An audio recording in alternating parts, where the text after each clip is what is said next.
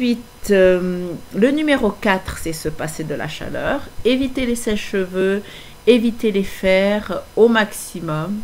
Alors, je ferai aussi un tutoriel pour montrer comment se sécher les cheveux et les avoir bien lisses sans passer par le brushing à 190 degrés. Donc, je ferai un tutoriel sur une de mes amies qui participe au challenge.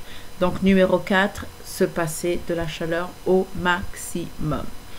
Numéro 5, prendre des vitamines. Ça, c'est logique, mais bon, je comprends les personnes qui ne sont pas des fans de la prise de médicaments, comme moi. Et en l'occurrence, moi, les vitamines que je prends, elles sont toutes réunies en une.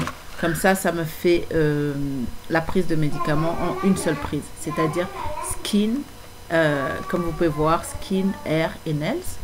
Et tous les composés des vitamines dont on a besoin pour permettre une bonne pousse de cheveux, des cheveux plus résistants.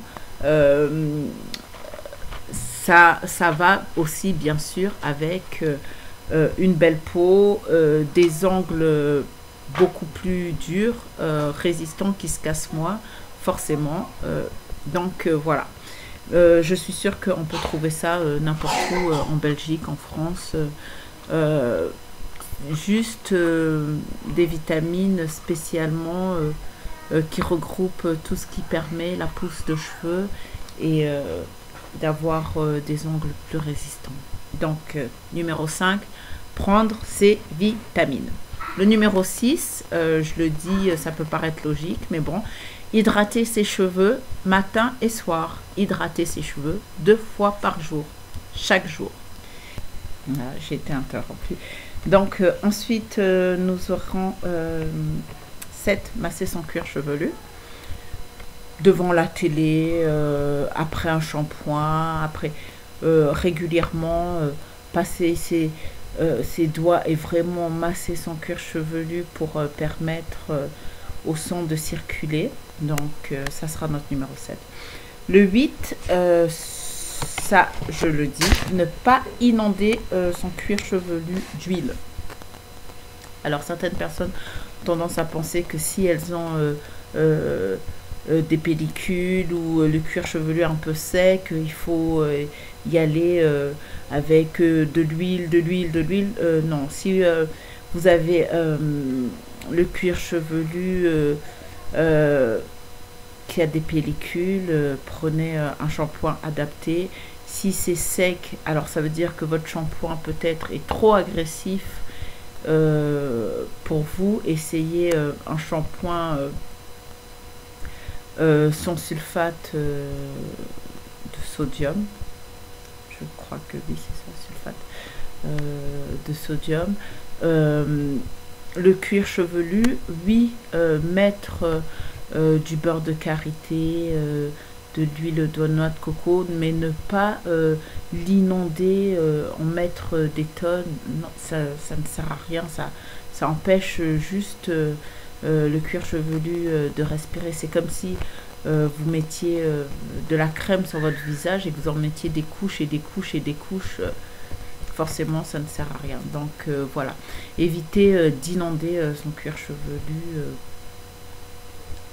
d'huile, de crème. Donc ça sera notre numéro 8. Le numéro 9, extrêmement important, ne bannir de ces produits tout ce qui contient mineral oils, pétroleum, alcool. Alors franchement, il faut être vraiment vigilant. C'est comme un régime. Quand vous regardez sur les boîtes combien de calories il y a dans ça, combien il y a de sucre rajouté dans les limonades et tout ça, et ben devenez aussi vigilante avec vos produits. Tout ce qui a alcool, poubelle. Tout ce qui a pétroleum, mineral oil, poubelle. Franchement, j'en ai fait l'expérience en triant dans mes placards. J'ai jeté même des crèmes hydratantes pour mes filles et qui étaient saturées d'alcool. Donc, forcément, pas quelque chose de bien pour les cheveux.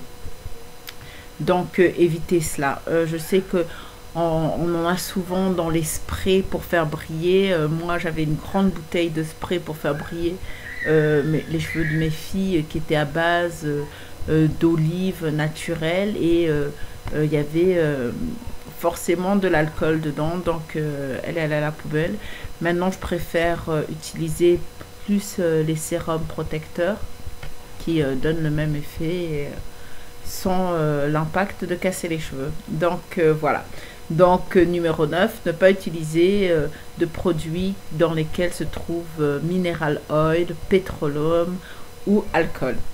Le numéro 10, ce sera dormir avec un foulard en satin, en soie, pour protéger tout simplement ses cheveux.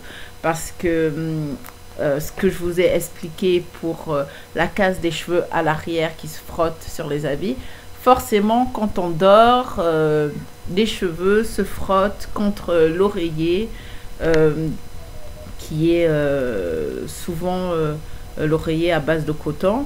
Sinon, vous pouvez aussi changer vos oreillers contre des oreillers en satin, mais bon, c'est pas du goût de tout le monde.